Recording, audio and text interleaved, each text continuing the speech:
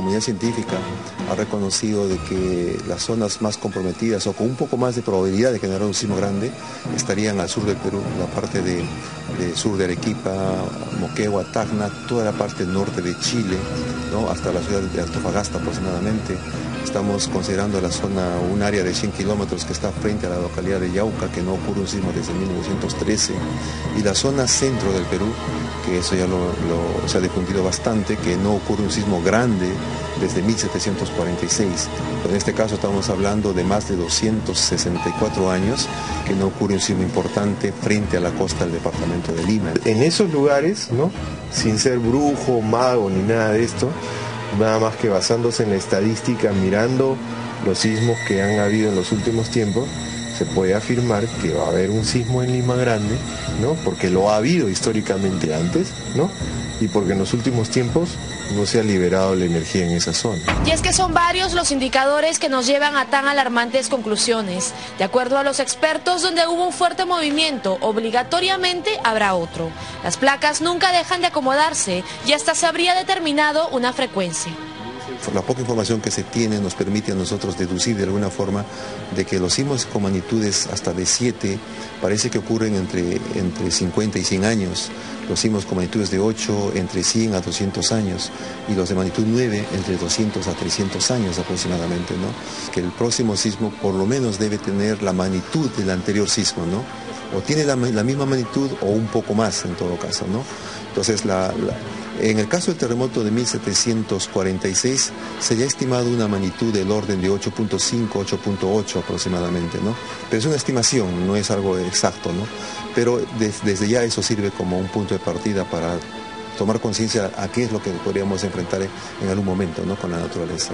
Entonces, si te das cuenta la secuencia acá, 1678, ese es en Lima, ¿ok?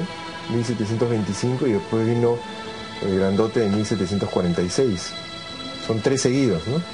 Después fíjate, aparecen el 40, el 66 y por acá ya estamos fuera de cuenta, debe aparecer un grandote. No, porque hubo anteriormente, ¿no? Claro, hubo 3 seguidos, digamos hubo relativamente cerca y deberían de ocurrir 3 seguidos relativamente cerca. Y vamos 2. Ubicado en el temible cinturón del fuego del Pacífico, donde suceden el 90% de terremotos en el mundo, nuestro país está condenado a no dejar de temblar.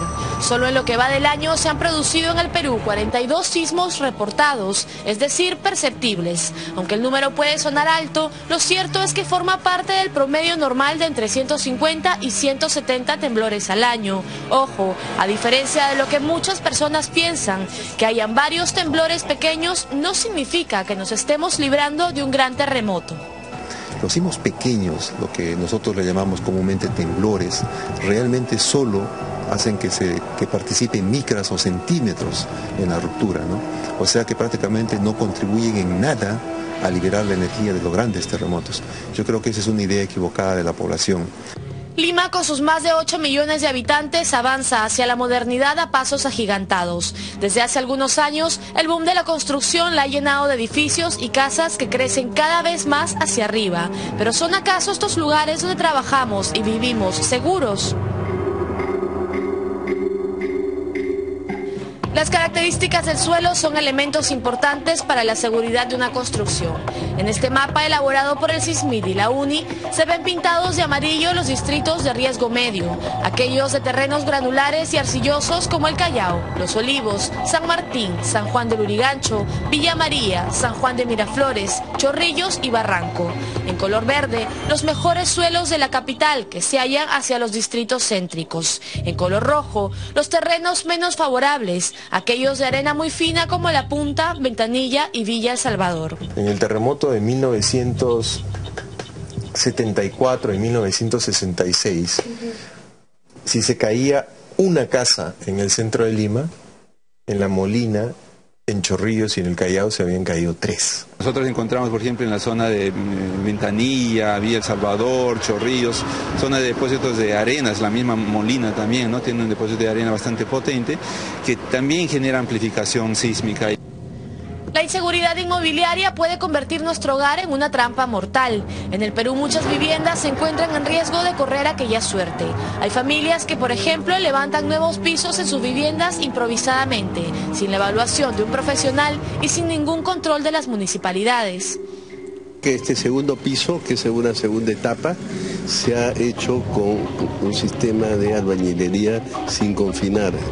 Es decir, los ladrillos con mortero no tienen marcos de concreto armado, o sea, columnas y vigas. Y el ladrillo que se ha usado, o sea, la unidad de albañilería que se ha usado es de tipo de perforaciones horizontales, denominado comúnmente ladrillo pandereta, o sea que es un ladrillo con huecos que se usa normalmente para elementos no estructurales, ¿no?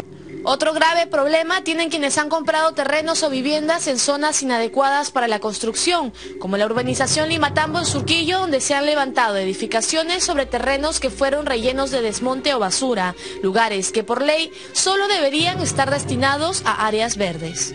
Entonces, eso era el uso que lo designó ya el municipio, pero posteriormente, por algunos intereses, seguramente se han cambiado el tipo de uso, ¿no? Inicialmente se cambió para usos de viviendas de un solo piso, ¿no? Y ahora creo que está con R5, o sea, que pueden construirse edificaciones de 5 pisos, ¿no? Esa casa también tiene rajas, tiene agrietamientos por todo lado, ¿no? Entonces, eso va a ser imposible de evitar construyendo en este tipo de terrenos, ¿no? ¿Qué va a pasar con todas las casas de esta zona? Por ejemplo, si ocurre un terremoto. Si ocurre un terremoto, van a tener daños severos, ¿no? Eso es definitivamente. Imagínense que el suelo se comprima, se compacte por el movimiento mismo y todas las viviendas van a estar, pues, sufrir grandes asentamientos y la vivienda no puede sufrir un asentamiento, ¿no? Entonces genera, pues, quizás hasta un colapso de la estructura, ¿no? El mismo caso vemos en Morales Duárez, en el Cercado. Esta zona también, al igual que la anterior, ¿no? Está más o menos conformada por rellenos. Acá hay un desmonte bastante grande, ¿no? Que ha sido ya habilitado, ¿no? Entonces las viviendas que están cimentadas acá también sufren asentamientos, ¿no? Entonces, como se puede observar, hay evidencias, pues, de inclinación de las edificaciones, de agrietamientos, ¿no? Entonces esto, como ya se ha mencionado, se le va a ocurrir siempre que el terreno sea de esta calidad de rellenos, ¿no? Que sea heterogéneo. La historia nos dice y nos recuerda una y otra vez que lo que mata no es el terremoto, sino la falta de prevención. Reconocer las áreas seguras en nuestra casa o lugar de trabajo puede también marcar la diferencia. Esta semana, el Congreso de la República dio el ejemplo, realizando un simulacro de sismo. Congresistas y personal administrativo evacuaron ordenadamente, un ejercicio que bajo las recomendaciones del INDECI debemos obligatoriamente practicar.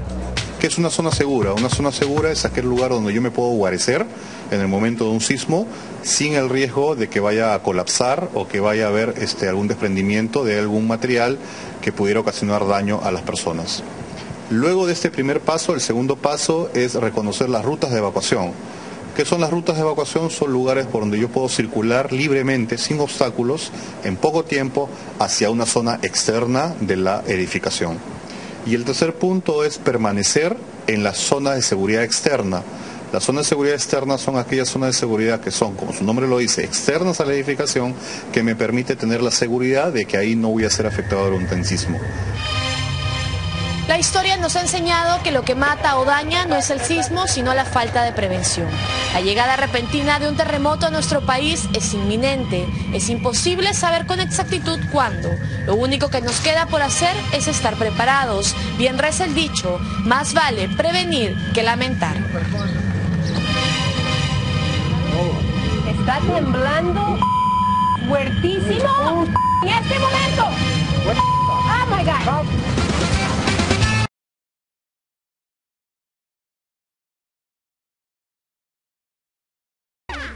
En Chile murió el joven Daniel Zamudio. Él fue víctima de un cruel ataque hecho por los neonazis, un grupo neonazi. ¿Esto debido a qué? A su opción sexual. Veamos la historia que nos cuenta David Gómez Fernandini.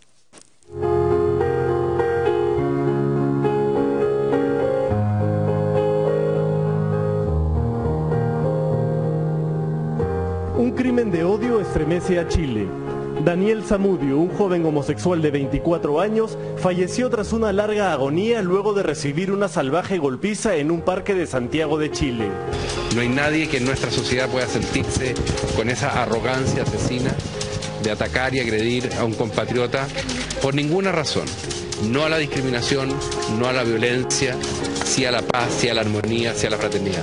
Daniel fue golpeado hasta perder el conocimiento. Apagaron cigarrillos en su cuerpo, le destrozaron la cara, le tiraron piedras, le arrancaron un trozo de oreja, le rompieron una botella en la cabeza y con un vidrio roto le marcaron 3 esvásticas en el cuerpo. Un mártir de la comunidad de las minorías sexuales, un mártir ciudadano que no hizo nada más que tener una orientación sexual distinta. Ese tipo de violencia no era contra Daniel por ser Daniel, era contra Daniel por ser gay y porque sus asesinos veían en él toda la representación o la encarnación de todos los demás gays, de las travestis, de las lesbianas, y por lo tanto asumían que eliminando a uno estaban contribuyendo con eliminarnos a todos. Cuando la policía detuvo a los 4 jóvenes que masacraron a Daniel, la sociedad chilena quedó estupefacta.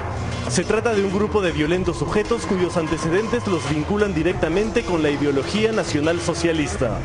4 neonazis chilenos que compartían su odio irracional a los inmigrantes peruanos, a los judíos y sobre todo a los homosexuales. Siempre se caracterizó por ser una persona homofóbica en varias oportunidades y que cuando conversaban tenía una ideología nazi.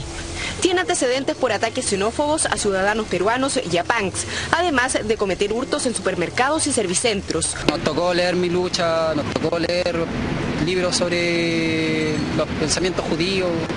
Veíamos las películas también de nazi y todo el cuento. En Santiago de Chile y otras ciudades argentinas y brasileñas ya son moneda corriente las denominadas barridas.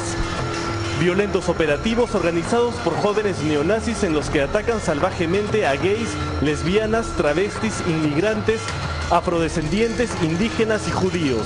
Según ellos, todas estas minorías contaminan su sociedad y deben ser barridas.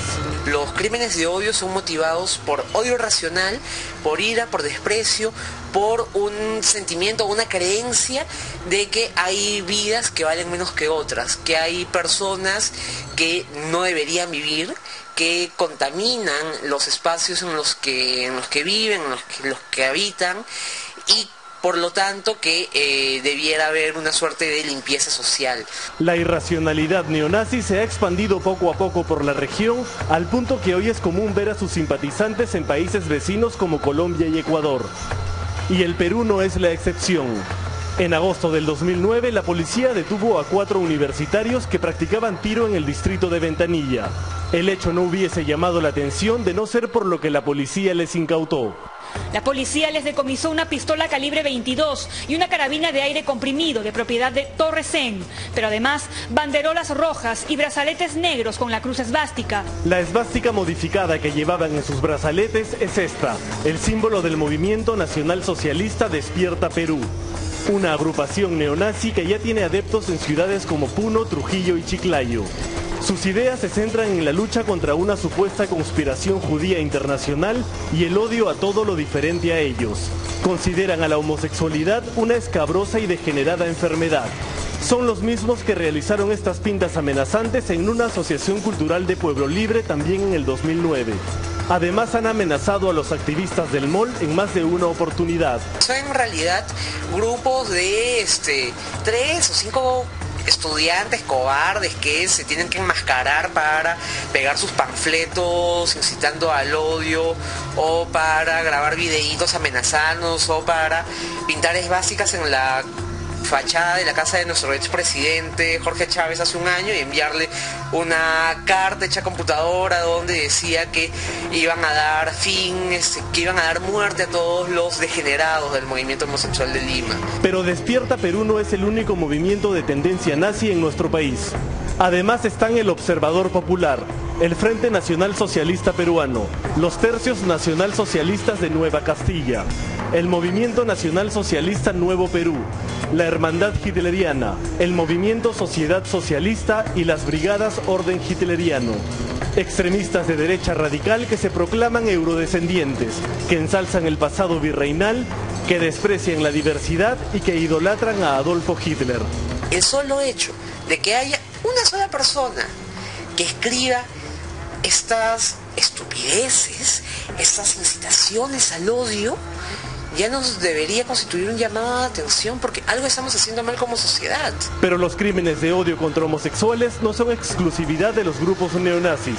En el Perú, cada semana es asesinada una persona por el solo hecho de tener una orientación sexual diferente.